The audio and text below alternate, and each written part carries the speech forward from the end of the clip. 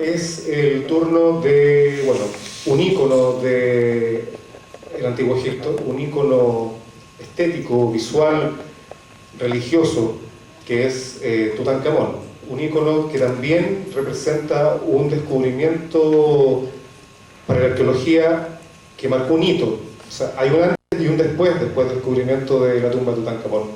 ¿Ya? Entonces, bueno, la jornada de hoy va a contemplar una visión acerca de quién fue Tutankamón, pero también va a ser un eje central y concentración en lo que es su mirada política religiosa y lo que fue el legado arqueológico del descubrimiento de su tumba a manos de Howard Carter. Entonces, sin más preámbulos, los quiero dejar con la profesora Consuelo Carracedo, para quien pido un fuerte aplauso.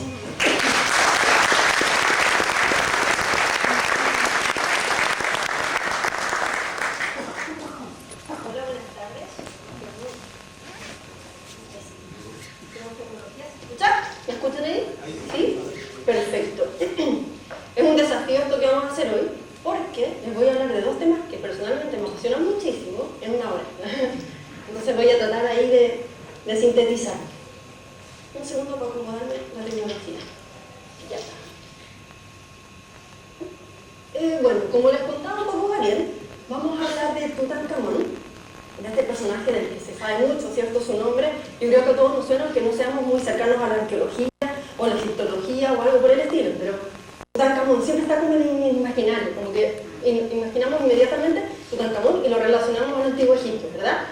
Ahora, la idea de esta charla es vincular lo que es la figura histórica de Tutankamón con su descubrimiento arqueológico. Vamos a ver a Tutankamón como un objeto arqueológico, entiéndase, ¿cierto? Objeto, como un registro arqueológico.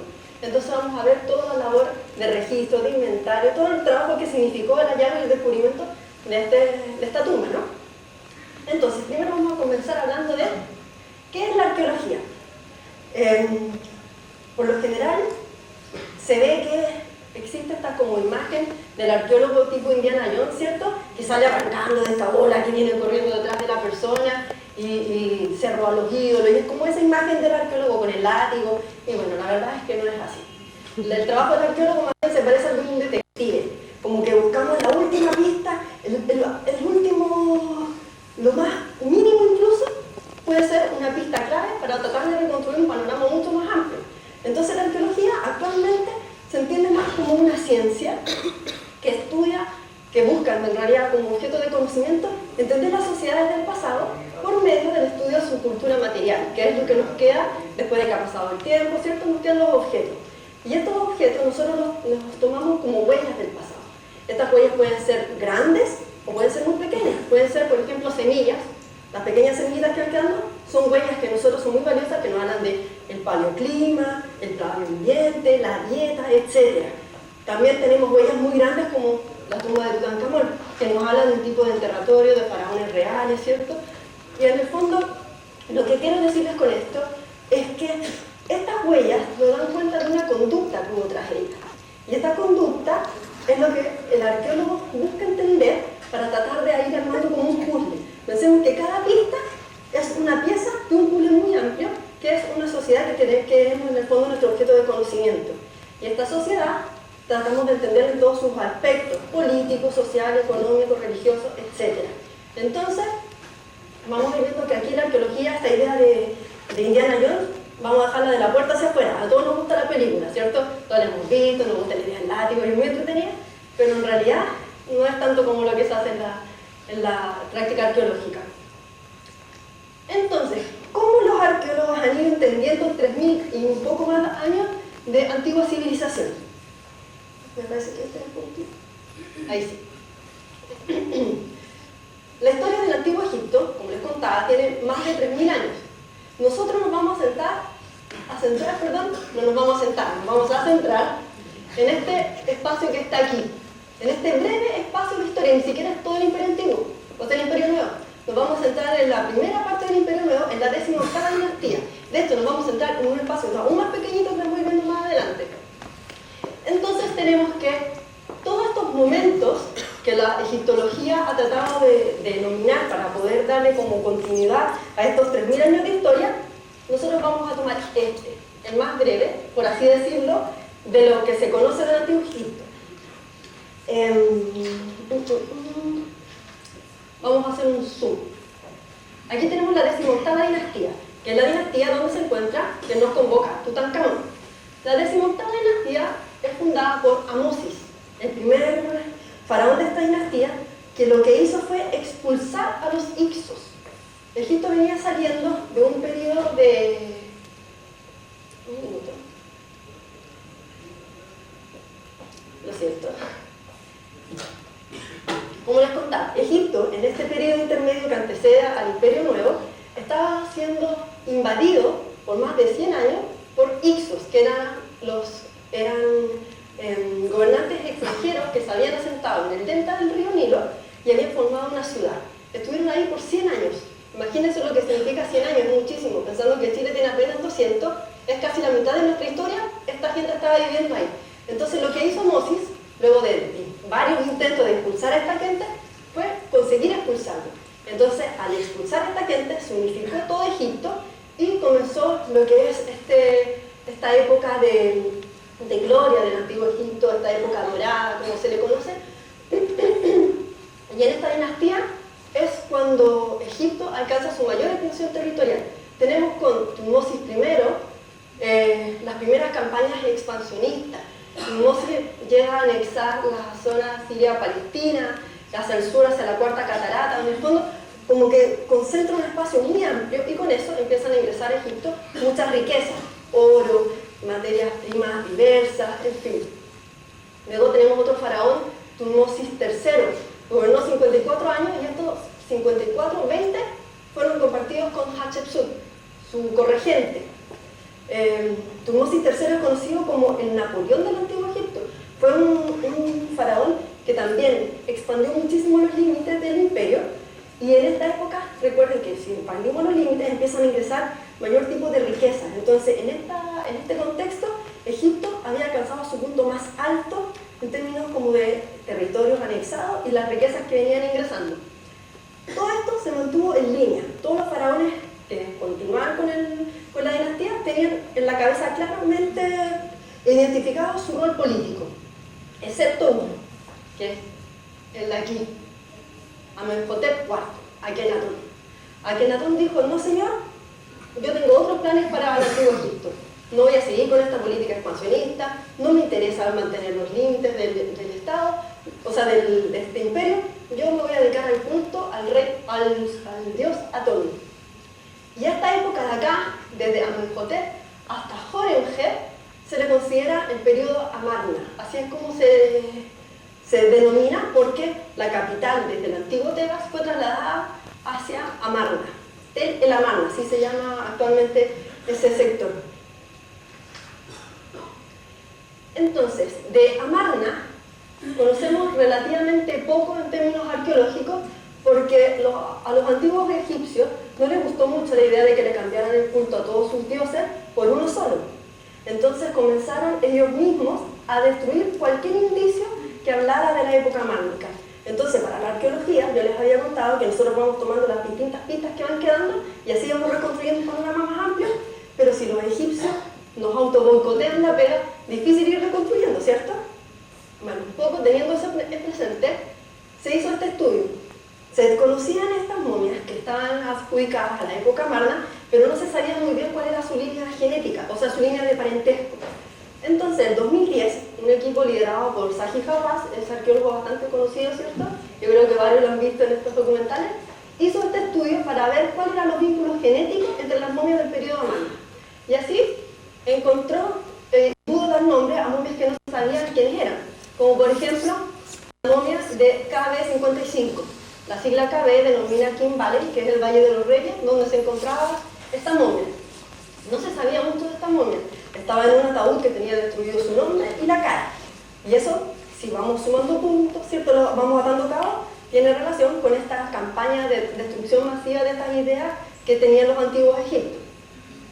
Entonces, por medio del estudio del cromosoma Y, que se transmite de padres a hijos, se pudo ver que que Akenatón tenía vínculos genéticos con Amenhotep III. Amenhotep III ya estaba identificado. Entonces, como se sabía que Amenhotep III había tenido un hijo y este hijo era Akenatón, se pudo saber que era Akenatón el padre el hijo de Horemheb.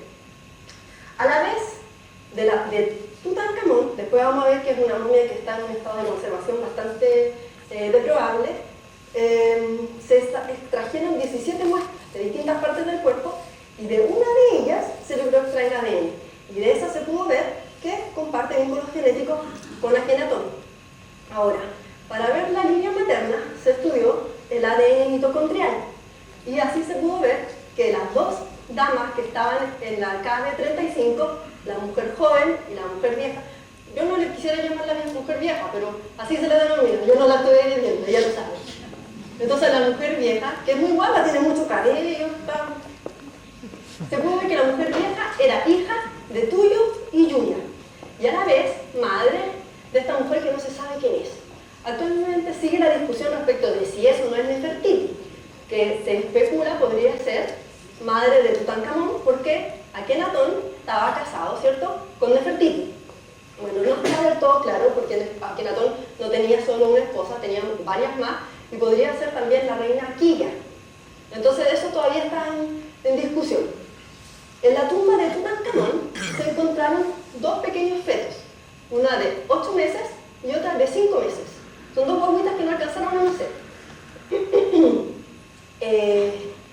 El extraer ADN de estas guaguitas, pues imagínense, si para Tutankamón fue complejo, para dos fetitos fue aún más difícil, pero aún así se pudo extraer material y con eso se pudo observar que efectivamente comparte vínculos genéticos con Tutankamón, que es su padre, y que su madre correspondía a la mujer encontrada en la KB21. Ahí se encontraron dos momias, la KB21A y KB21B. Ahí también están especulando, ¿y si KB21B es Nefertiti? Como que todos quieren encontrar a Nefertiti. Puede ser la B o puede ser también la dama joven. Lo cierto es que genéticamente, si bien no sabemos cómo se llaman estas mujeres, sí tienen vínculos sanguíneos con Tutankamón. Ahora, estos bebés no alcanzaron a nacer porque si nos fijamos, acá tenemos vínculos de hermanos y acá también medio hermanos.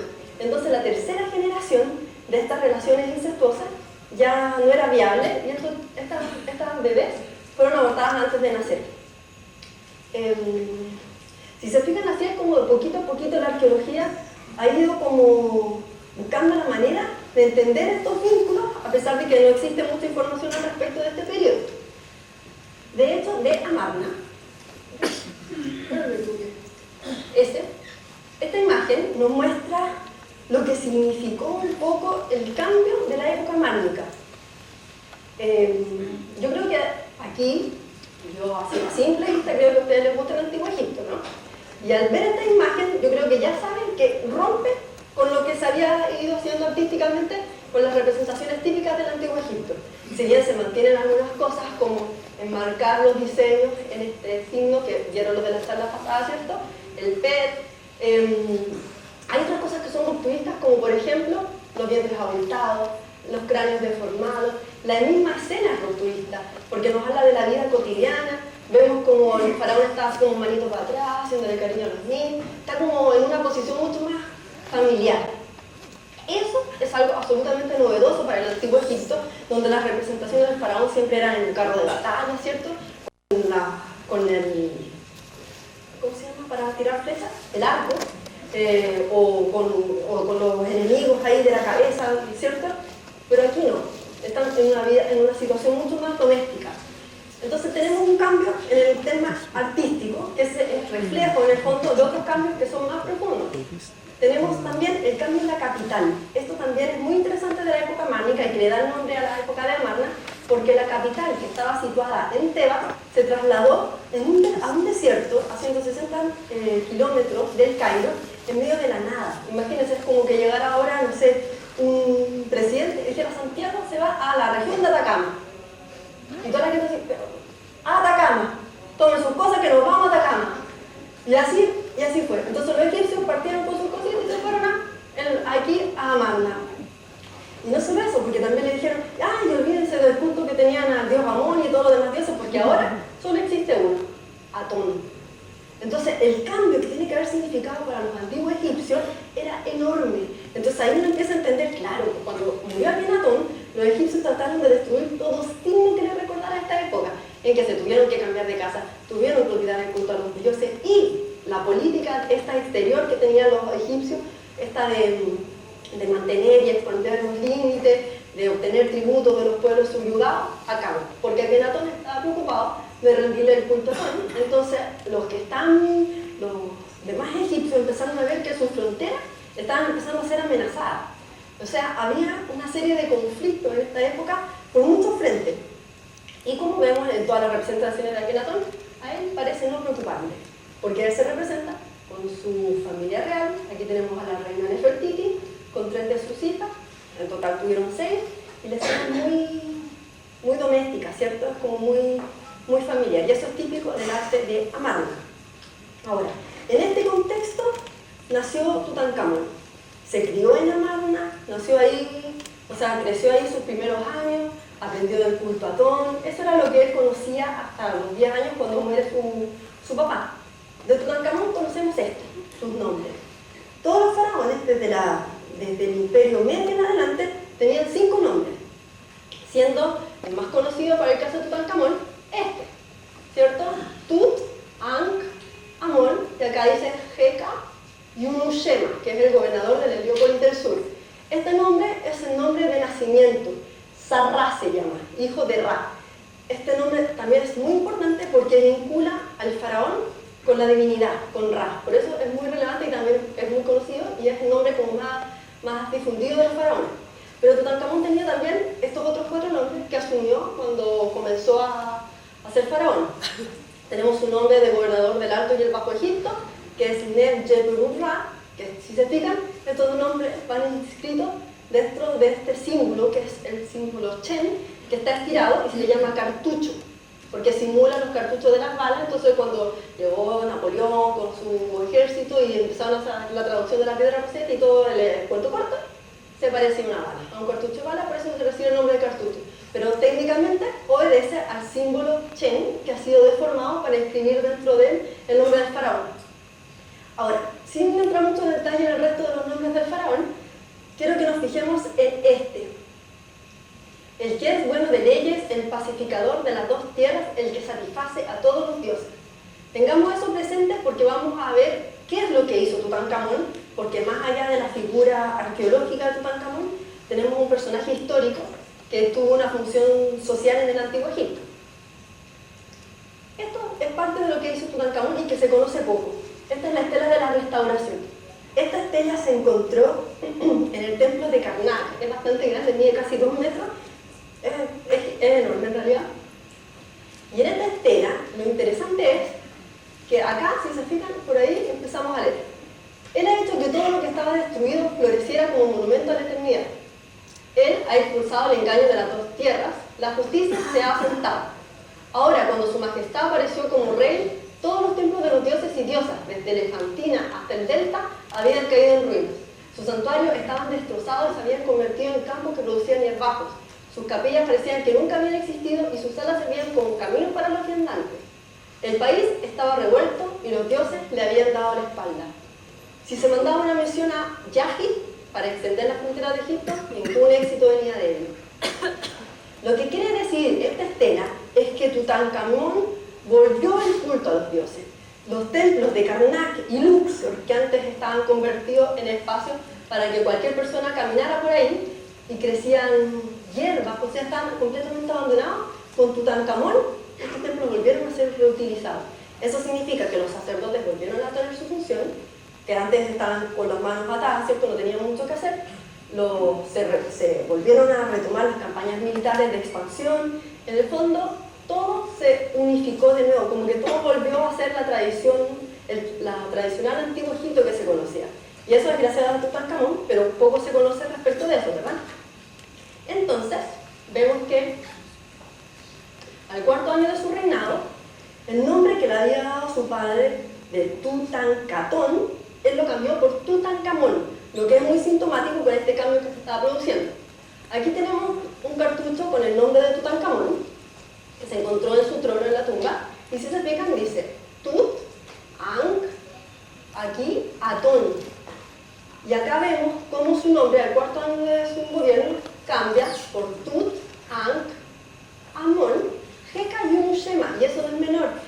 Shema quiere decir que es el gobernador del Heliópolis del Sur, es decir, el gobernador de Tebas. Aquí en su nombre él ya está resaltando la antigua Tebas, la antigua capital, como siguiendo con la metáfora, como el que dice el que gobierna en Santiago de Chile, es como querer decir que vuelve a la tierra que antes había sido ocupada de manera tradicional por los antiguos egipcios. Y bueno, este es su nombre que también se ve harto en las representaciones, su nombre de gobernador del Alto y el Bajo Egipto, Nebjebru-Ra, el poseedor de las formas de Ra.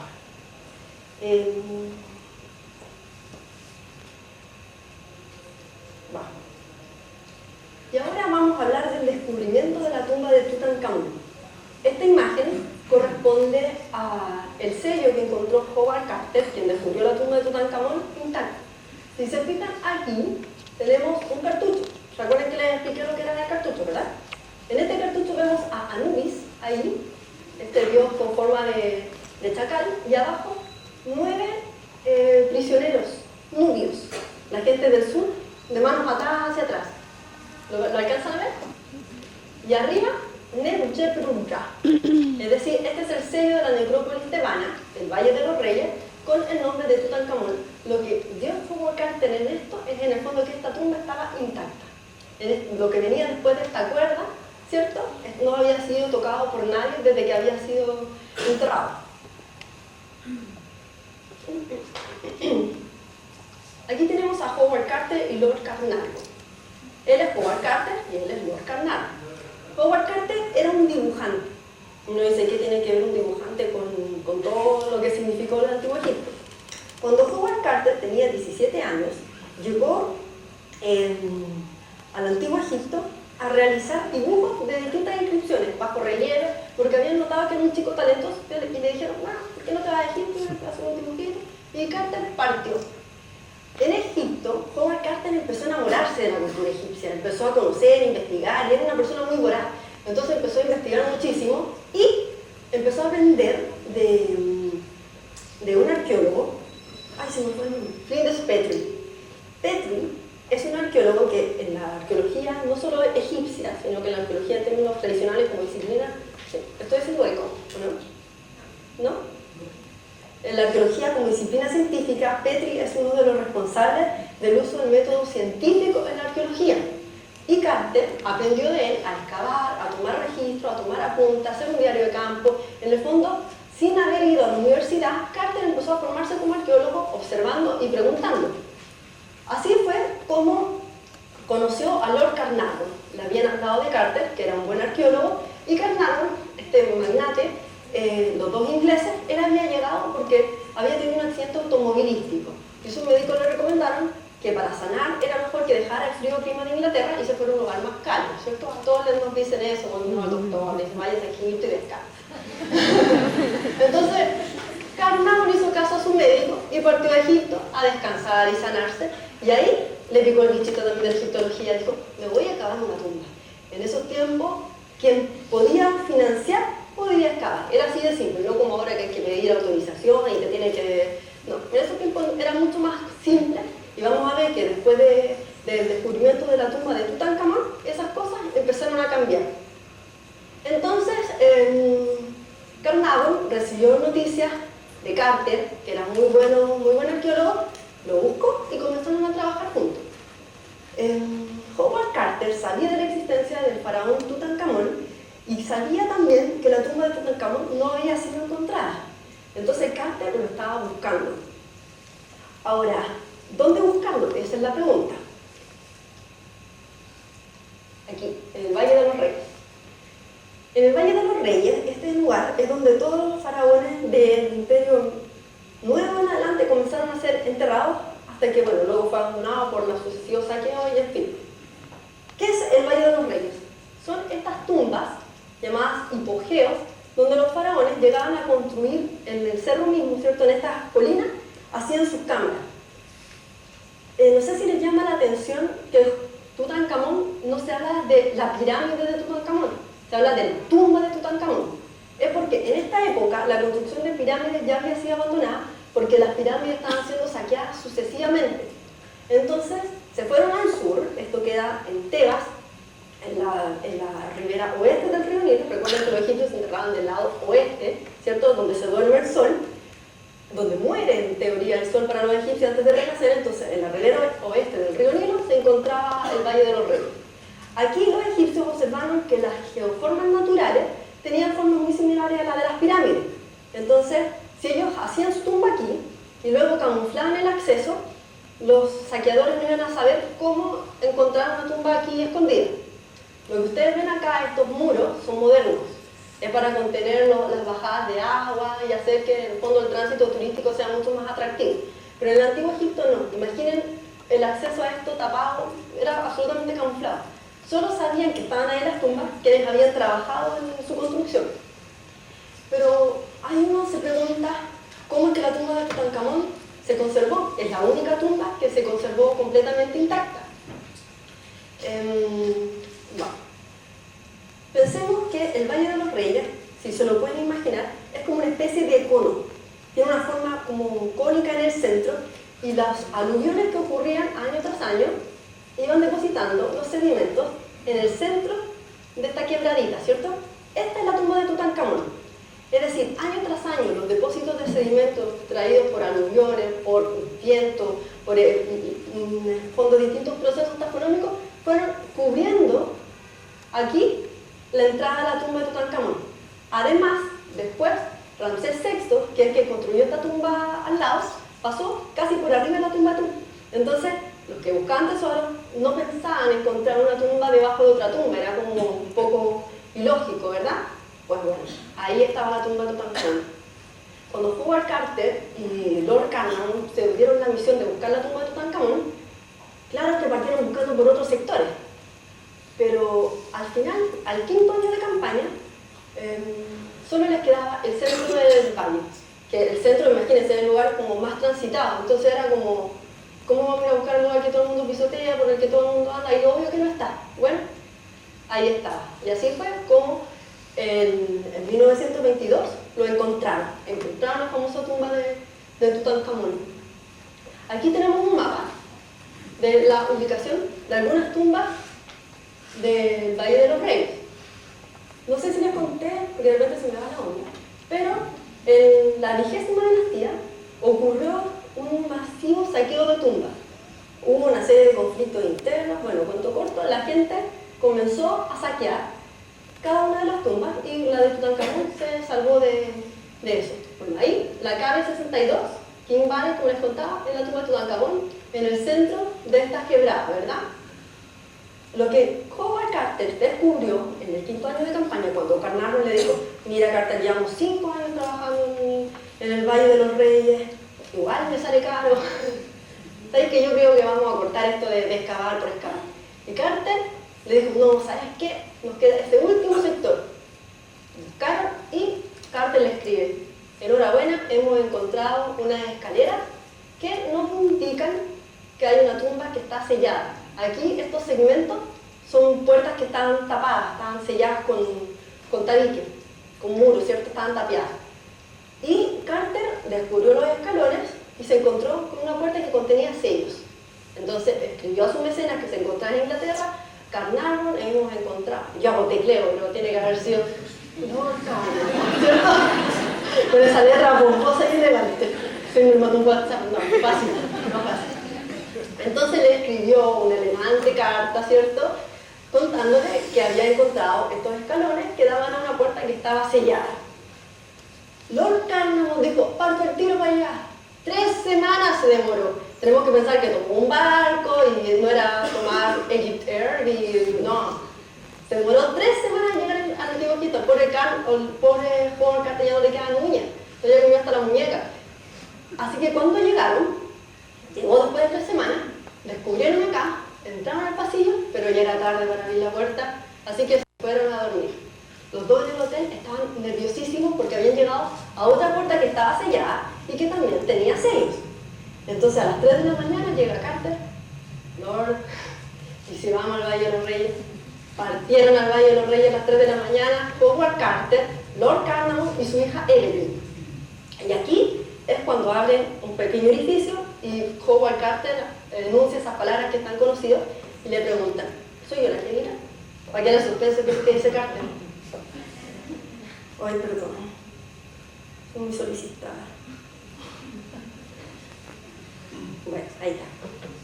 Entonces, Carter, imaginen, yo me imagino la escena, creo que esto me gusta mucho, entonces yo me imagino que están ahí con su antorcha, mirando por el hoyito, y le dicen, un buen rato el Carter mirando, y Juan Carter dice, oye, ¿y qué ves?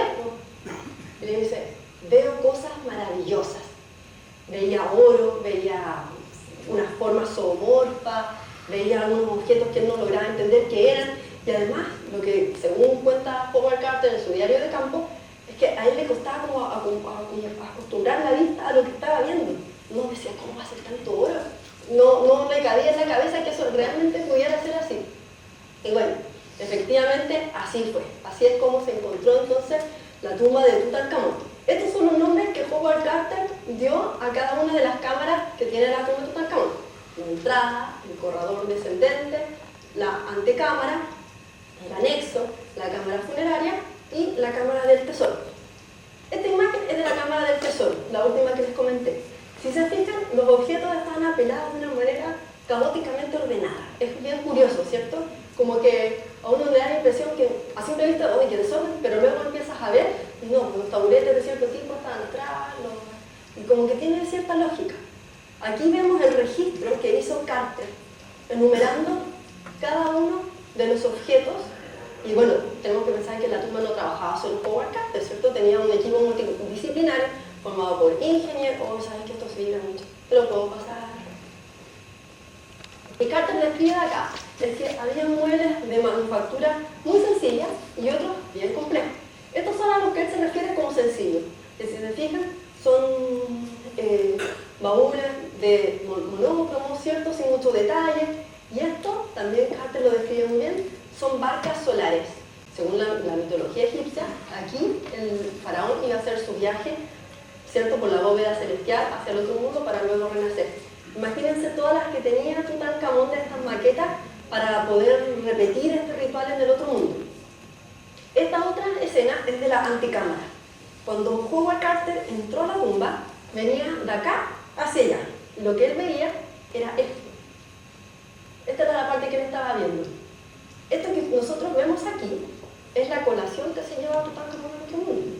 Aquí llevaba carnecita, llevaba frutita. ¿En serio? Tenía todo eso, porque los antiguos egipcios creían que él en la otra vida iba a renacer. Entonces, si iba a renacer, tenía que comer, ¿cierto? Es como muy lógico. Entonces, como tenía que comer, también tenía que dormir, y tenía que vestirse, y tenía que trasladarse. Entonces, Tutankamón se llevó todo. Algo muy interesante del hallazgo, de los hallazgos que se supo de Tutankamón a partir de la tumba, y que es muy útil para la arqueología, son las jarras de vino. O sea, ¿cómo le dan vino a un cabrón chico? Bueno, los egipcios tomaban vino porque el vino también purificaba en parte el agua. Y ponían en el nombre como del vino, ponían un sello que era como en relación a la antigüedad del vino, ¿cierto?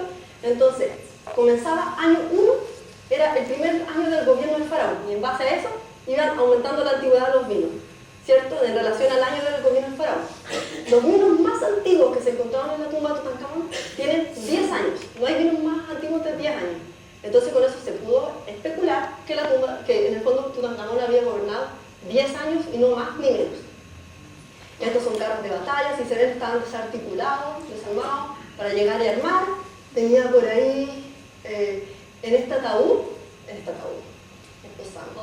este cofre, es muy bonito porque estaba toda su ropa. Entonces cuando Carter la abrió, se encontró hasta con calzoncillos. Y Carter decía, ¿en serio? Tenía todos sus objetos de vida cotidiana.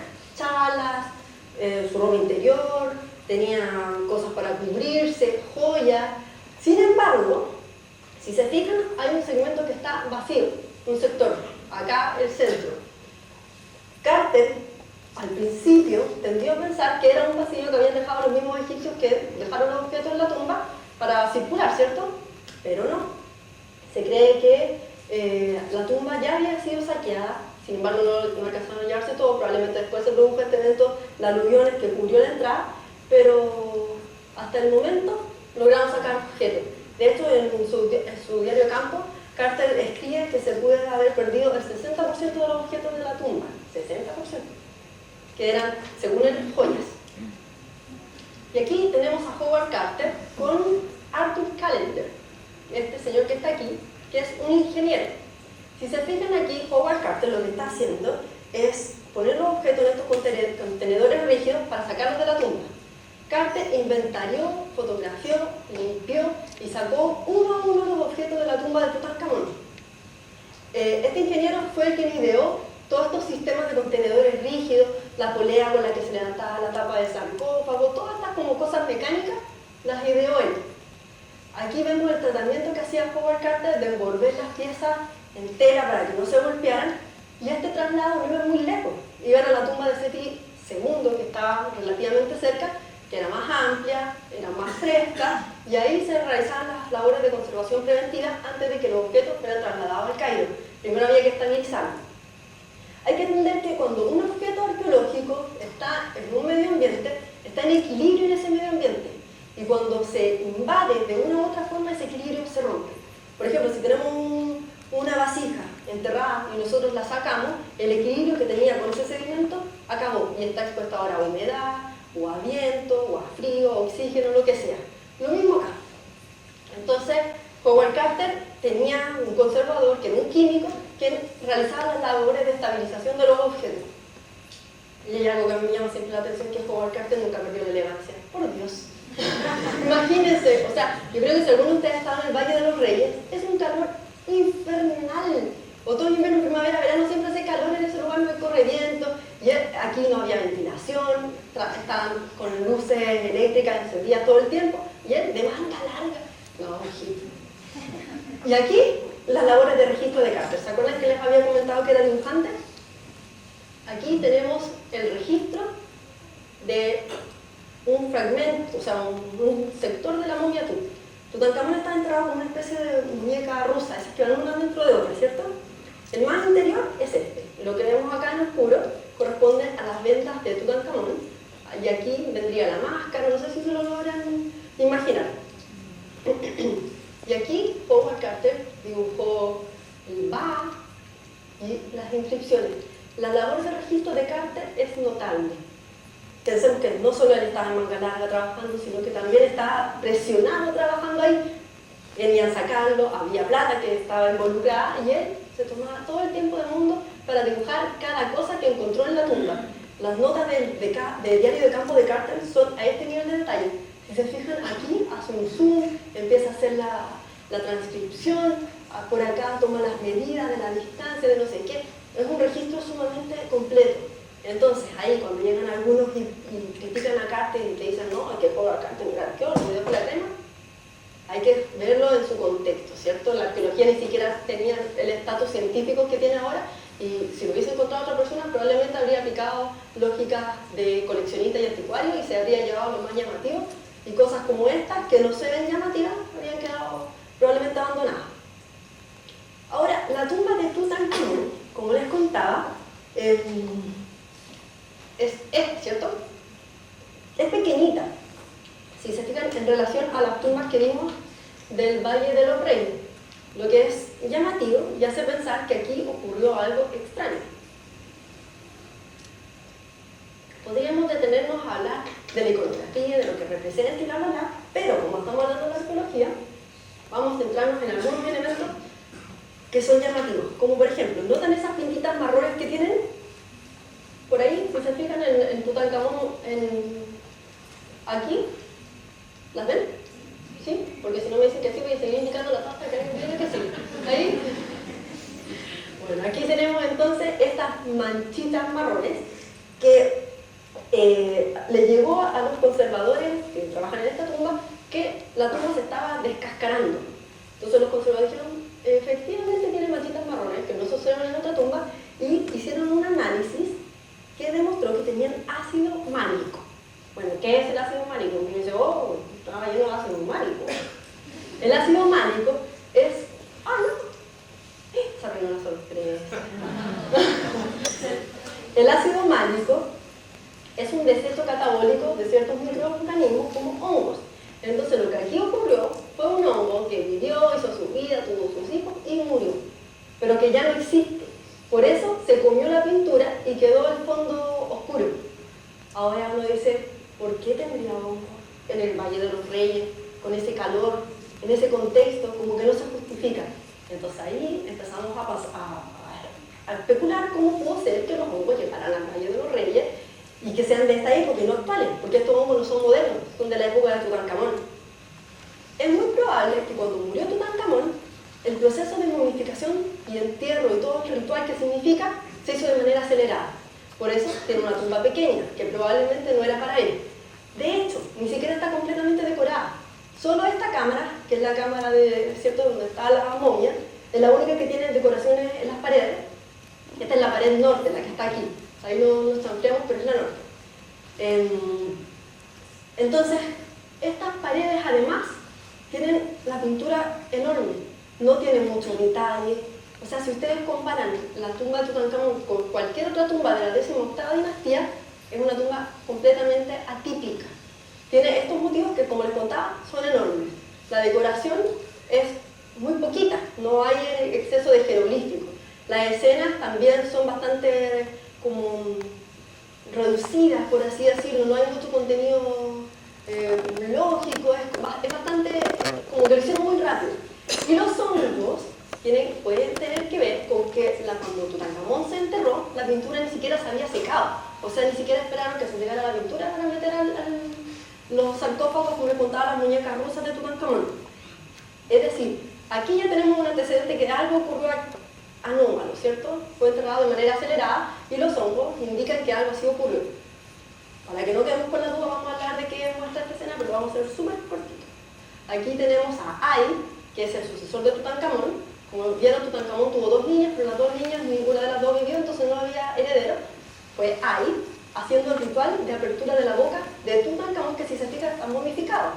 Está en esta posición osiriaca, como el dios Osiris que está acá, ¿cierto?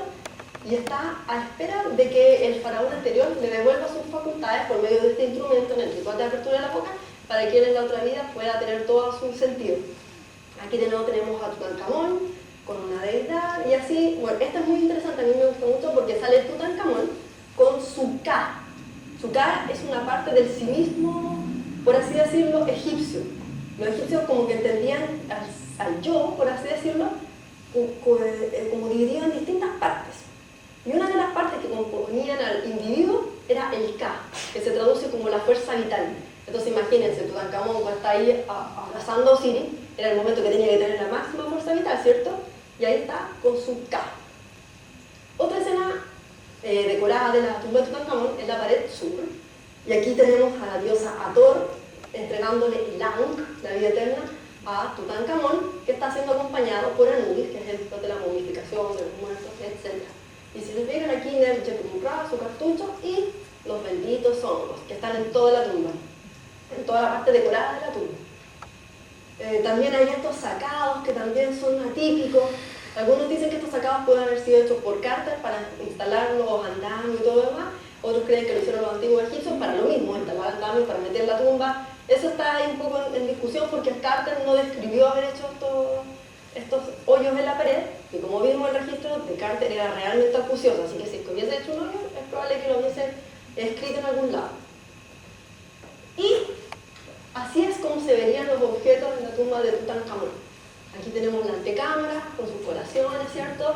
Acá donde venían los bastones, su cofre con ropa, otro cofre con ropa, sus camas con cabezas de animal, que describe muy bien Carter. Acá están los guardianes. Y aquí, esto que les contaba, que es como una especie de muñeca rusa. Tutankamón tenía estos 4 santuarios, no sé si alcanzan a ver, que son como una especie de construcciones, son gigantes, son como mediaguas. Están en el Museo del Cairo, son unas cosas grandísimas, laminadas en oro, con mucho detalle. Luego viene este sarcófago de madera, de piedra, y dentro vienen 4 más antropomorfos, y en el último está Tutankamón, 3 más antropomorfos, perdón, y en el último está Tutankamón con su máscara. Es decir, hay una serie de capas como una cebollita, donde en el centro está Tutankamón. Lo mismo acá, ¿se acuerdan de esta otra cámara donde estaban las barcas que les mostraba hace un rato? aquí es donde se guardaban los órganos de Tutankamón.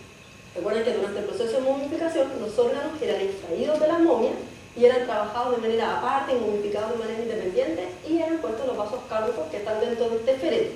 Si se fijan, igual es una tumba pequeña, que no tiene decoración en todas las cámaras, que los objetos parecen estar puestos en una especie de desorden, sobre todo acá en el anexo, ahí como que tiraron lo que no les cabía, vamos al anexo, y cerraron. Algo estaba pasando que esto se hizo de manera tan acelerada. Estos son algunos de los objetos, vamos a ver algunos poquitos porque ya saben, son muchísimos, de la tumba de Tutankamón. Me digas, que se me olvidó. Estos son los vasos cánopos. En los vasos cánopos es donde se metían los órganos de las momias, no solo de Tutankamón. Miden 85 metros de alto y el ancho de esto, de lado a lado, son 54 centímetros. Esto está hecho de alabastro, que es una piedra calcítica, como ven ahí, y es bastante blanda, entonces se podía trabajar con bastante facilidad y podría hacer este tipo de decoración. Ahora, estos vasos son bastante controversiales porque algunos dicen que esta cara no corresponde a Tutankamón, que puede haber sido de una mujer porque tiene las orejas perforadas y los faraones en edad adulta no tenían las orejas horadadas, entonces pudo haber sido de una mujer. Lo que lleva a algunos egiptólogos a plantear que tal vez correspondían a otra persona y como se hizo un proceso acelerado y algo extraño del entierro de Tutankamón, tomaron objetos prestados de otras personas y hicieron de aquí para allá para allá y los enterraron así, como bien acelerado. Vamos a ver qué otras evidencias apoyan esta hipótesis de que el entierro de Tutankamón fue acelerado. Tenemos tenemos la tumba con Onipo, ¿cierto? Tenemos estos vasos cánopos que parecen que son objetos reutilizados de otra tumba o hechos para otra persona. Tenemos esto. ¿Qué es? El misterio. Parece un sarcófago, ¿cierto? Pero no. Estos van adentro del vaso cánopo. Los vasos que les mostré recién de alabastro, al interior de eso tienen estos cofres antropomorfos que contienen las vísceras del faraón. Se extraía el estómago, el intestino grueso, hígado, pulmones y... ¿qué más? Vesícula, intestino delgado también. Se extraía todos los órganos menos el corazón que quedaba dentro de la momia porque ahí estaba la conciencia de los egipcios. Esta me encanta, las sandalias de Tutankamón. En la tumba de Tutankamón, como les contaba, había objetos de su vida cotidiana, ropitas. Si él iba a vivir a otro mundo tenía que llevarse sus chalas, ¿cierto? Y estas son probablemente algunas chalas que él no utilizó. Él no usó estas sandalias porque se ve que no las calzó, ¿verdad? Pero tiene otras en cuero, otras de papiro, unas de oro que evidentemente no usó. Imagínate andar con oro en los pies, posible. Bueno, y en esta, no, el misterio de nuevo. Me equivoqué. Y aquí vemos que lo que iba pisando Tutankamón son sus enemigos. Aquí tenemos un nubio, que es la gente que se representaba de piel negra, la gente del sur de Nubia, donde extraían el oro los egipcios. Y vemos también otro prisionero asiático, de la región sirio-palestina, ¿verdad? Del este, la frontera este de Egipto. Y estos son bastones, es la parte de arriba del bastón, no sé si alcanzan a imaginarlo. Aquí tenemos un prisionero libio, del oeste de Egipto, y aquí un asiático. Si se fijan, puede que Tutankamón no haya estado tanto en batalla, porque recién con él se empezó este rol del faraón como líder político-militar. Con Tutankamón recién se empezó como a retomar, entonces tal vez no tuvo muchas campañas militares y de haber ido, tiene que haber ido a poquitas porque murió joven también. Entonces, tal vez lo que estas quieren mostrar no es tanto que Tutankamón haya tenido muchos prisioneros y haya sido muy buen guerrero, sino que tiene un poco que ver con volver a los valores tradicionales, de mostrar al faraón como un líder militar que quiere y domina a prisioneros, ¿cierto?, a sus vecinos. Imagínense, en el bastón él iba agarrando a su enemigo y ahí él iba posándose, y en los pies, que más simbólico, ¿cierto?, que lo va pisando paso tras paso, como que lo va aplastando.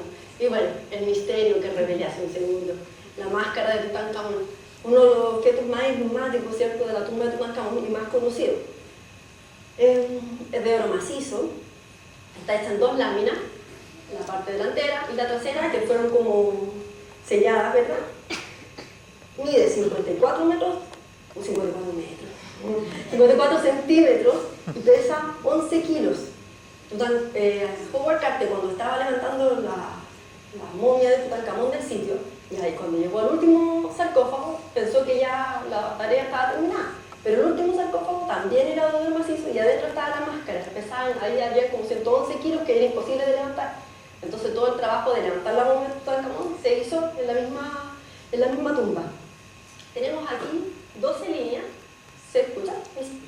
Son 12 líneas de piedras semipreciosas que están aquí mostrando el collar de Tutankamón. Tenemos esmeralda, lapislázuli, cornalina, la barba también tiene detalles en incrustación de piedras semipreciosas. Y aquí, de nuevo, empezamos a hablar de la teoría de que algo anormal ocurrió con el entierro de Tutankamón, y por eso tenemos que el material que se ocupó en el Nemes del faraón, que es este tocado, es vidrio coloreado que ha sido moldeado, no es piedra como acá. Entonces uno piensa, si estoy haciendo un objeto, ¿por qué no voy a ocupar la misma materia prima para hacer todo el objeto? ¿Por qué voy a cambiar el objeto así arbitrariamente? En el Nemes esto y en el collar otra cosa. Y eso lleva a algunos egiptólogos a pensar que esto pertenecía a otra persona y se hizo calzar la cara de Tutankamón para hacer el entierro más rápido, porque si se ponían a hacer cada una de las piezas era mucho más lento. Y bueno, como vemos, tiene las orejas horadadas, pero esto no se encontró así. En los registros fotográficos de cuando se encontró la tumba de Tutankamón y su momia, salía con las orejas tapadas. Es decir, habían fundido oro, habían tratado de cubrir el orificio, porque recuerden que los faraones en edad adulta no tienen la oreja horadada, solo cuando son niños. Entonces aquí algo extraño ocurre. Tiene orejas horadadas, ya no era un niño, era adulto, tiene este Nemes con vidrio laminado y tiene aquí como evidencia de haber sido soldado de una manera un poco deficiente. Entonces ahí uno tiende a pensar que algo ocurre. Y bueno, ahora vamos a la parte que, según mi parecer, es la más importante de toda la tumba de Tutankamón. Más que la máscara, más que los sarcófagos, más que todo. Tutankamón, ¿cierto? Aquí está el rey Tutankamón, que si se fijan, está en un estado de conservación más o menos, ¿cierto?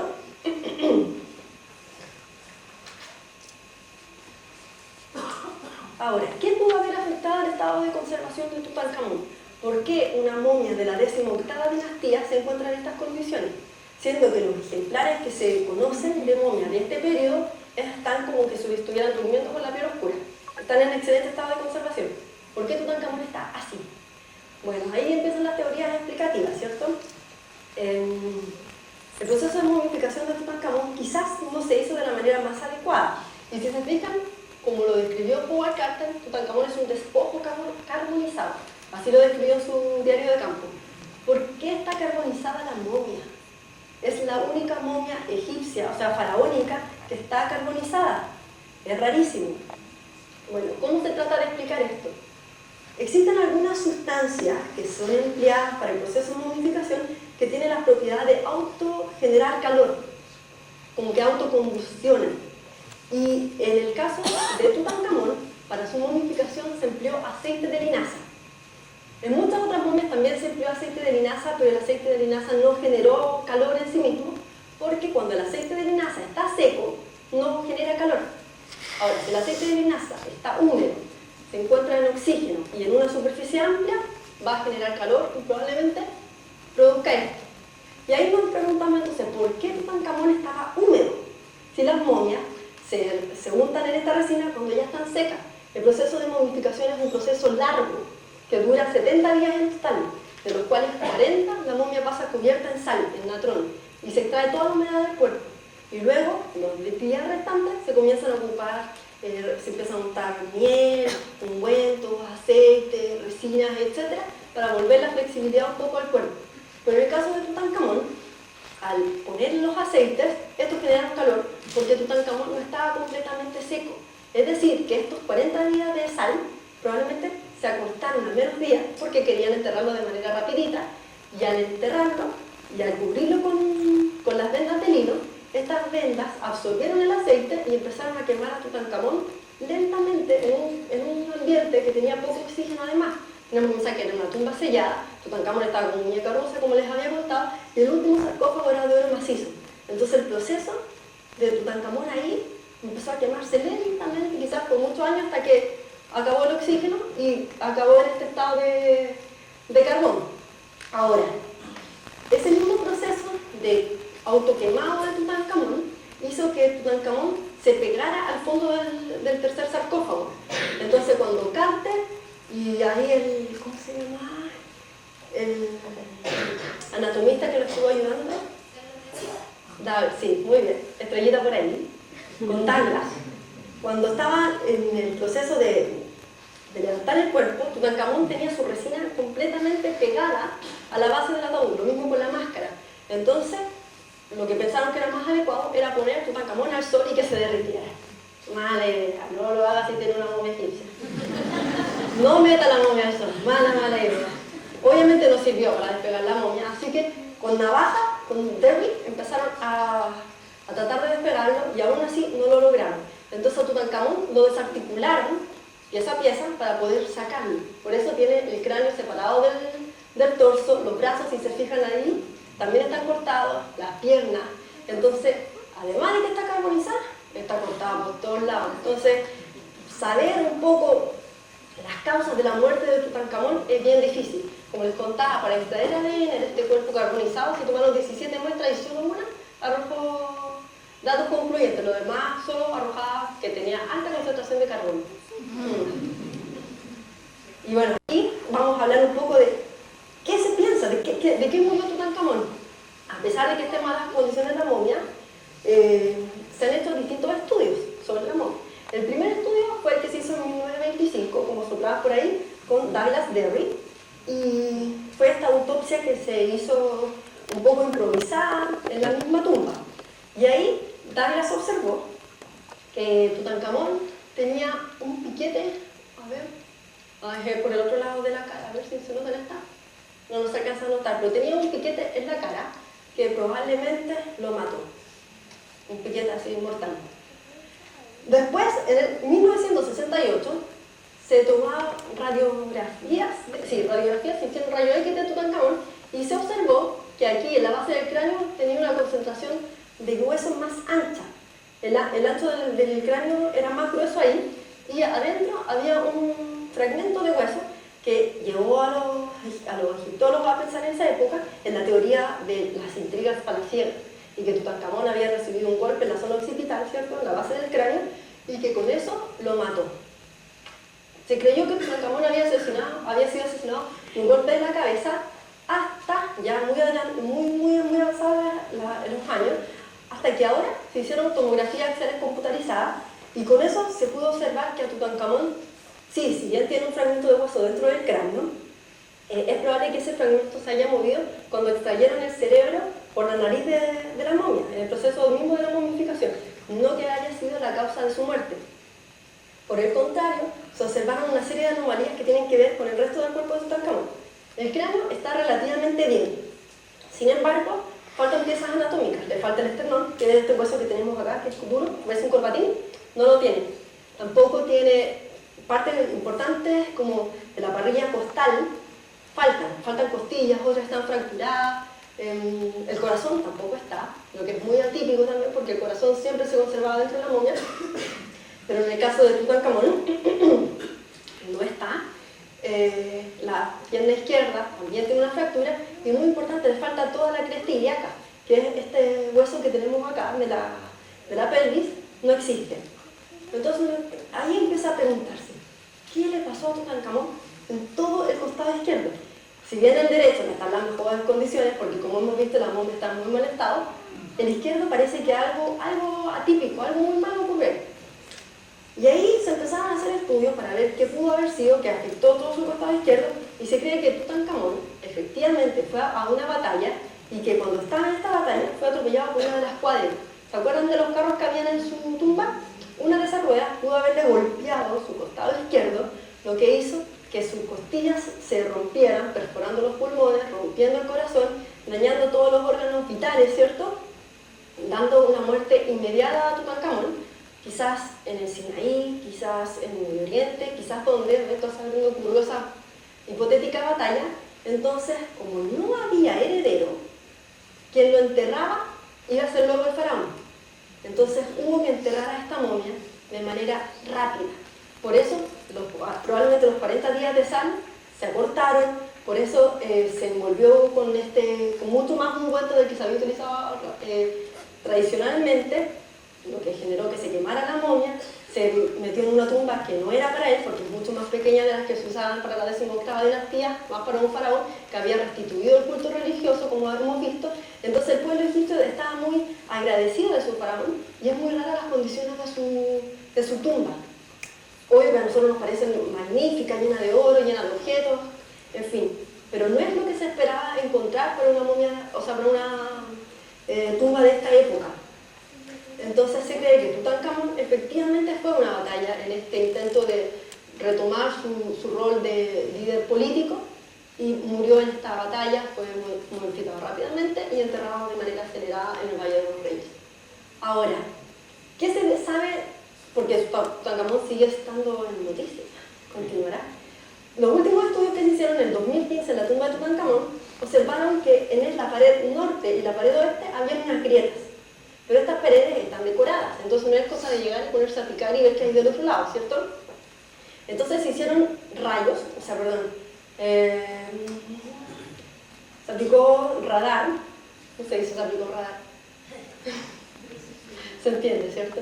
Hicieron, lo voy a leer porque no se dice así. No puedo decirlo también. Tomaron ahí está. Sobre estos surcos fueron escaneados 5 puntos en niveles distintos, en distintos niveles de altura, y fueron escaneados con este radar. Lo que hace el radar es enviar una onda, un impulso, y este impulso se te devuelve.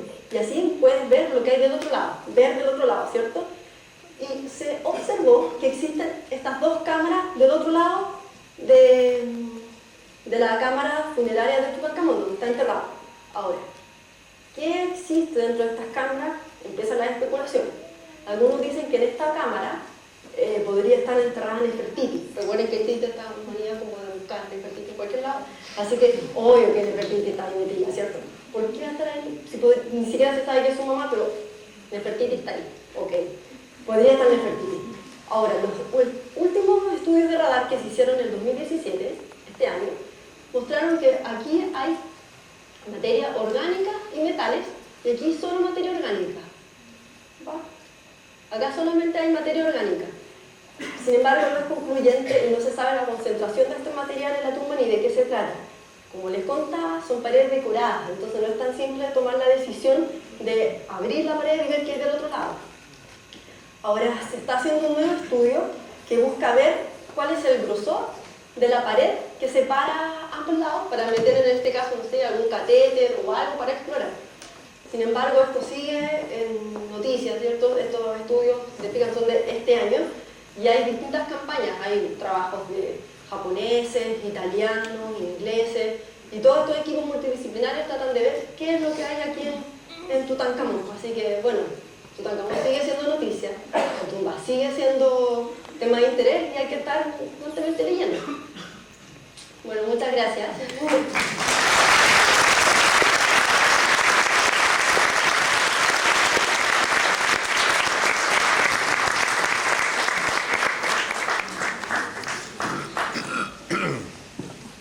¿Tienen alguna pregunta, comentario, algún sueño que quieran contar? Allá hay una pregunta. Reyes más jóvenes que tuvo Egipto. ¿A qué edad más o menos él asciende al trono? Muy buena pregunta. Porque se supone que es el rey joven. Sí, es un rey joven, efectivamente. Él asumió el trono a los 9 años, cuando era todavía un niño. Entonces es probable que en esa época haya tenido las orejas bordadas. Pero gobernó 10 años, recordemos el vino que se encontró en su tumba. Entonces ya a los 19 años, tener las orejas bordadas no era adecuado para un faraón egipcio. De hecho, se cree que la idea de trasladar la capital de nuevo de regreso a Tebas y de restituir el culto politeísta y todos los cambios que les contaba, no fue idea de Tutankamón porque era un niño muy pequeño, sino que pudo haber sido su visir Ay, que es quien lo sucede después, quien haya aconsejado a Tutankamón a tomar toda esta serie de decisiones. Pero sí, efectivamente era un niño, por eso habla del rey niño, el faraón joven. Por supuesto. Y la segunda. ¿Sí? Si bien estamos hablando de Tutankamón, se hablaba acerca de Atón, que es uno de los dioses primordiales de Egipto junto a Ptah. Todos los faraones le rendían respeto a Atón. ¿Qué simbolismo encierra él mismo? Si todos los faraones le rendían culto a Atón. ¿Atón? Sí, bueno, el culto a Atón no lo inventó Akenatón. Eso es muy importante como aclararlo. El culto a esta deidad venía ya de años anteriores y de hecho su abuelo, Amenofis o Amenhotep II, ya había mostrado como una tendencia hacia el culto solar. Entonces no es una idea que haya surgido en Akenatón de la nada. Lo que pasa es que Akenatón lo llevó al extremo y habló de este culto monoteísta, es decir, centró la figura de la deidad en una sola forma de representación y no en el culto politeísta. ¿Y qué simbolismo tenía Atón en sí? ¿Qué representaba? Ese disco solar con los brazos representaba el disco solar. El sol es un culto solar. Entonces lo que mostraba esta figura era, a ver si me apoyo en la imagen.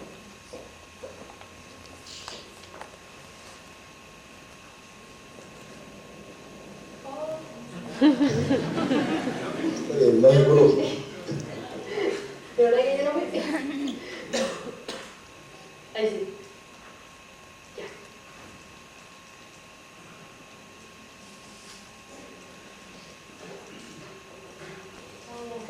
La imagen que sale aquí en Akenatón con el ejercicio.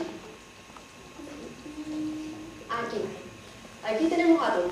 Esta es la representación de Atón y se ve siempre representado de la misma manera, como un disco solar, con el ureo, en muchas representaciones, y con estos brazos que salen a modo de rayos solares, con manos. Por eso les llamo brazos, porque si se fijan al extremo de cada rayo, tiene estos brazos. Hacia la boca de los faraones, estos brazos traen Ankh, vida eterna. Esa es la representación siempre de Atón. Y es muy curioso porque esta representación no deja de aparecer luego de que se restituye el culto politeísta. De hecho, en el mismo trono de Tutankamón está la misma representación. Sale Tutankamón con Ankhesenamón sentado en una escena de vida cotidiana, ella untándole perfume, y también siempre esta misma representación, pero ella se hacía llamar Tutankamón. Entonces, como uno ve que estas dos deidades no son necesariamente opuestas, pueden coexistir, que es lo que hizo Tutankamón. Hay que pensar que el gobierno, esta época de Amarna duró 17 años. En 17 años había gente que efectivamente simpatizaba con el culto a Atón. Entonces, que Tutankamón llegara y cortara de tajo de nuevo el culto no era una buena manera de restituir como los valores tradicionales del antiguo Egipto. Entonces no se acabó el culto a Atón. ¿Por acá había otra pregunta? Que el caso de Akenatón, todos los cambios que provocó, generó muchos, o sea, usted también lo dijo, generó muchos conflictos. Sobre todo a nivel de los sacerdotes, porque existía, tengo entendido, eran muy tradicionales los egipcios, y la idea fue, digamos, la idea de los sacerdotes fue apagar toda la información que hubiera de Akenatón, digamos, borrar su nombre, ¿no es cierto?, que no apareciera. Claro. Y tengo entendido también que en el caso de Tutankamón había pasado algo similar. Porque igual él no era, en rigor, él no tomaba decisiones, por lo que justamente lo que hablaban recién, que era muy pequeño, y las decisiones las tomaban otros por él. Entonces, en realidad para los sacerdotes no tenía mayor incidencia, no tenía mayor importancia, y por lo tanto también tiene que ver quizás con este apuro de enterrarlo luego, olvidando lo más rápido posible. Es una de las teorías que yo he escuchado también que existen. Sí, efectivamente, con Tutankamón ocurrió la misma intención de acabar con su registro, esta damnatio memoriae, que es destruir cualquier registro de este periodo. No es solo porque fuera Tutankamón, es para destruir todo lo que tenía que ver con Amarna. Y de hecho con Horemheb, que era el militar que tenía Tutankamón y que gobernó luego de Ay, a Horemheb sí se le considera como faraón, y a él no se le trató de destruir, porque Horemheb tuvo campañas militares y como que volvió a los valores tradicionales de manera más profunda. Tutankamón estaba en esa transición, entre que era un poco Amarna, entre que no era un poco Amarna. Entonces, claro, ocurrió todo este intento de destruir cualquier signo de Tutankamón, y las pocas cosas que se han encontrado son las que llevaron a Carter a pensar que efectivamente había un faraón llamado Tutankamón, que no había sido encontrado, y etc. Hay que pensar también que en Abidos, en el templo de Seti I, hay una lista con todos los faraones desde la dinastía 1. Y en esa lista se excluye el periodo Amarna, completamente, desde Akenatón hasta Tutankamón, y luego empieza Horemheb y todo lo demás. Entonces hay un intento consciente de los antiguos egipcios de destruir este periodo. Ocurrió con Tutankamón, ocurrió con Esmencará, ocurrió con Ay, con los faraones de esa época. Por acá hay una pregunta. Yo les voy a contar de la manera más neutra posible lo que se habla de la posible maldición de Tutankamón. ¿Se acuerdan que les conté que habían estos hongos en las paredes? Bueno, estos hongos probablemente al entrar en contacto con el oxígeno tienen que haber habido esporas o algo que al ser inhaladas hayan generado como enfermedades respiratorias en los trabajadores que estuvieron ahí. Bueno, ahí me empezó a cuestionar un poco la maldición, porque efectivamente hubo gente que murió, que estaba vinculada a la excavación de la tumba de Tutankamón. El mismo Lord Carnarvon murió al poco tiempo, ni siquiera alcanzó a conocer la máscara de Tutankamón. Conoció muy poquito porque a los pocos meses murió. Le picó un insecto mientras se afeitaba, la picadura se la afeitó y ahí se infectó y murió. Y así empezaron a ocurrir una serie de muertes sucesivas que llevaron a esta idea de la maldición de Tutankamón. Pero no es una idea que surja tampoco tan loca de la nada, porque los egipcios efectivamente ponían en las entradas de sus tumbas maldiciones. Hay una que yo encuentro notable, que está en Giza, donde muestran un cocodrilo, un hipopótamo, no me acuerdo de otro animal, pero salen animales que son como feroces del antiguo Egipto, y dice: aquel que vulnere o ose entrar en los márgenes de mi tumba va a ser devorado por un cocodrilo, pisado por un hipopótamo, y bla, bla, bla. Como que en el fondo le querían decir que podía existir la maldición. Ahora, si existe o no existe, yo no sé, no tengo como la habilidad esotérica de saber si que efectivamente estas cosas pueden ocurrir. De que hubo muertes de gente que trabajó en la tumba, efectivamente hubo estas muertes. Pero si pensamos en Howard Carter, que fue el principal vinculado a la tumba, él murió a los 65 años. Entonces ahí uno empieza como a cuestionar si fue o no una maldición. Algunos dicen que quizás esta gente se enteró de algo que no debían enterarse y las fueron a matar. Como que existen mil teorías respecto de cómo fue que estas personas murieron, pero no sé si realmente se puede atribuir a una maldición a Tutankamón. Teoría acerca de por qué los dos fetos están, digamos, con el padre, por decirlo así, y no, por ejemplo, no se encontrarían en tumba de madre, o si en algún momento se especuló que fuera una mujer la que estuviera en esa tumba. Sí, saben que es bien curioso por qué los fetos estaban enterrados, estaban en la anticámara. ¿Se acuerdan de cuál era la anticámara? Ahí está un sarcófago que contenía dos pequeños sarcófagos con los niños. Es bien difícil responder a tu pregunta y es muy buena pregunta porque en realidad no se conoce otra relación contextual similar a esta. Recordemos que es la primera tumba que se ha encontrado intacta. Entonces, si es que existía una tumba de otro faraón que haya sido enterrado con sus hijos, se desconoce. Lo que sí se sabe en el Valle de los Reyes es que existe la tumba de los hijos de Ramsés II. Ramsés II gobernó 60 y tantos años, tuvo muchas consortes y tuvo cientos de hijos. Entonces es una tumba que parece un condominio de 1000 personas. Y esa tumba está ahí, que es para los hijos de Ramsés, porque claro, si metes a 100 personas dentro de su tumba yo creo que no es factible. Pero de repente para otros faraones pudo ser que hayan sido enterrados junto a sus hijos, no sé, se desconoce, pero Tutankamón estaba enterrado como con reliquias familiares. Tenía un mechón de cabello de su abuela, de la reina Tille, que era la que tenía harto cabello, tenía un mechón de ella, tenía también, bueno, sus hijos, y así había una serie como de joyitas que también pertenecían a Amenhotep III, como que eran reliquias familiares que quizás los hijos pasaron por reliquia, no sé saber qué pasó por la cabeza de los egipcios. Ay, hay otra. De hecho, acá, en el corredor, se encontró una pieza, una cabeza de Tutankamón hecha en madera saliendo de un loto. Entonces ahí dijeron, como que el saqueador iba corriendo, se le cayó la cabeza. Pero claro, cuando advirtieron que estaban siendo robados, volvieron a sellar la tumba. Los sellos eran hechos con piedra, los estucaban en yeso y ponían los sellos de la necrópolis. Pero se veía el espacio y bueno, Howard Carter, recuerden que él incluyó a otras personas en su equipo de trabajo y entre esos incluyó un forense. Y el forense se puso a investigar pistas de si posiblemente fue o no saqueada la tumba. Y observó algunas huellas sobre algunos objetos, así como manchados de dedo, que lo llevó a pensar que eso era otra persona que se había ensuciado las manos, probablemente tratando de romper y entrar o con hollín, haya ensuciado algunos objetos y en el intento de saquear. Y ahí se cayeron algunos, faltan joyas también. Se cree que por la opulencia de la tumba se hayan encontrado relativamente pocas joyas, obedecería a que estas joyas habían sido ya robadas. Como objeto pequeño, fácil de fundir y redistribuir, es como fácil deshacerse de esas joyas, ¿cachai? No es necesario que tú te lleves una cosa muy gigante porque es muy obvio que te robaste algo de la tumba. En cambio, si tú te llevas objetos pequeños, los fundes y vendes el oro, es mucho más fácil.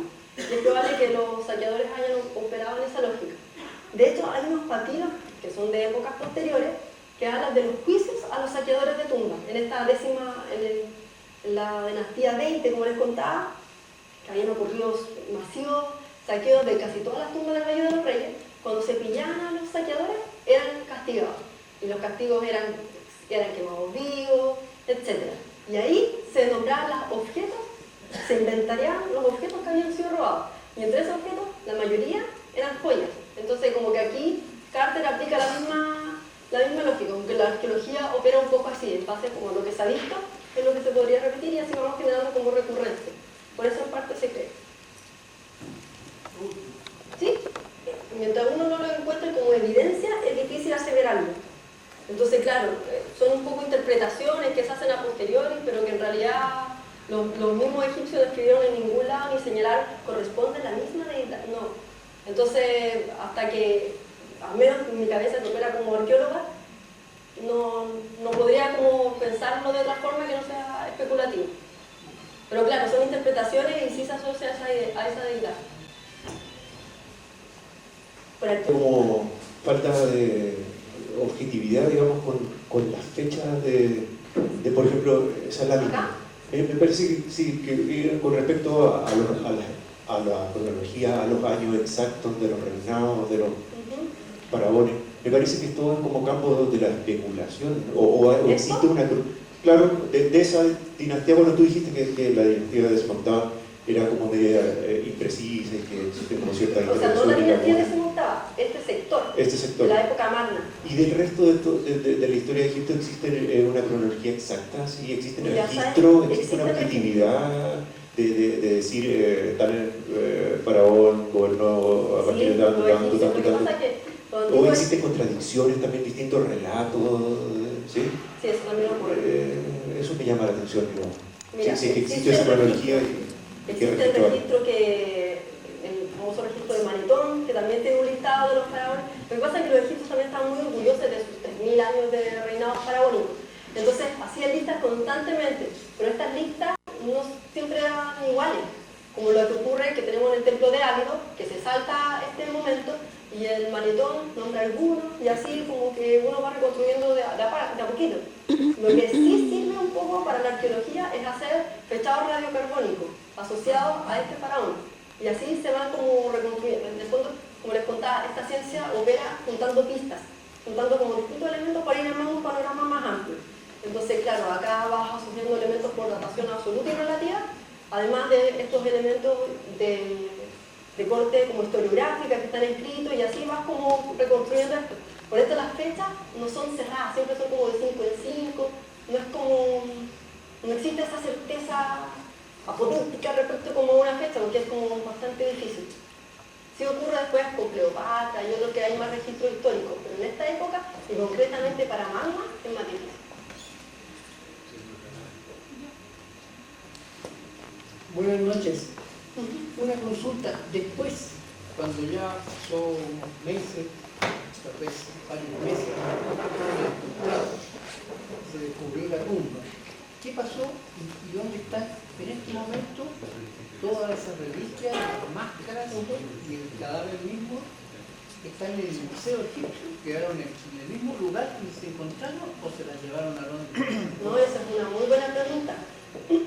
Hasta antes del descubrimiento de la tumba de Tutankamón, la campaña extranjera que llegara a Egipto y financiara una excavación se llevaba lo que encontraba en la excavación.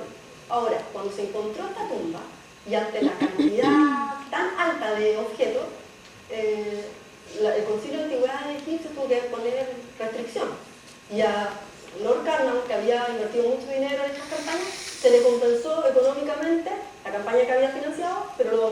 que quedar en Egipto. La mayoría de los objetos se encuentran en el Museo Egipcio del Cairo. De hecho, el segundo piso del museo es casi puro Tutankamón, muchísimo. Y la momia es la única momia que se encuentra en el Valle de los Reyes. Todas las demás momias se encuentran o en el depósito o en exhibiciones en distintos museos, en el Museo de Luxor, el Museo de la Modificación, también en Luxor, o en el Museo del Cairo. Pero acá, Tutankamón sigue en su tumba. Se encuentra en el sarcófago del medio, recuerda que eran 3. En el intermedio, ahí está Tutankamón todavía en el Valle de los Reyes. Es el único que está ahí. Obvio que en condiciones controladas, ¿cierto? De humedad, está siendo constantemente monitoreado, pero es la única momia en el Valle de los Reyes. De nada. Tutankamón no tuvo un accidente y que era así congénitamente. Ahora, ¿por qué se tiende a descartar? Te voy a dar las dos hipótesis que se barajan. Se descarta porque la resina que se usó en el proceso de momificación penetró en la fractura de la rodilla. Entonces se cree que la fractura era expuesta y por eso la resina logró penetrar. Si hubiese sido una deformación, la resina no habría ingresado hasta el hueso. Ahora, ¿por qué se cree que sí pudo tener deformaciones? Porque se encontraron bastones en su tumba. Entonces probablemente Tutankamón tenía algún tipo de dificultad y necesitaba apoyarse en un bastón para desplazarse. Ahora, si eso no es difícil de saber porque, como les mostraba, la momia de Tutankamón está en un estado de conservación súper malo, está carbonizada. Además que cuando se levantó el cuerpo se hizo con técnicas como un poco cuestionables. Si uno lo ve ahora desde un punto de vista más de antropología física, pero es difícil de saber. Claro que se empieza a especular que podría ser defectos genéticos porque habían vínculos consanguíneos entre sus padres. Y por ahí se hablaba que Akenatón tendría algún síndrome genético, que es el síndrome de Marfan. Así que esperamos la última jornada de conferencia que va a ser el miércoles 26 de julio, que vamos a tener al profesor Carlos Montes cerrando con la clase de simbología. Así que muchas gracias por acompañarnos. Gracias.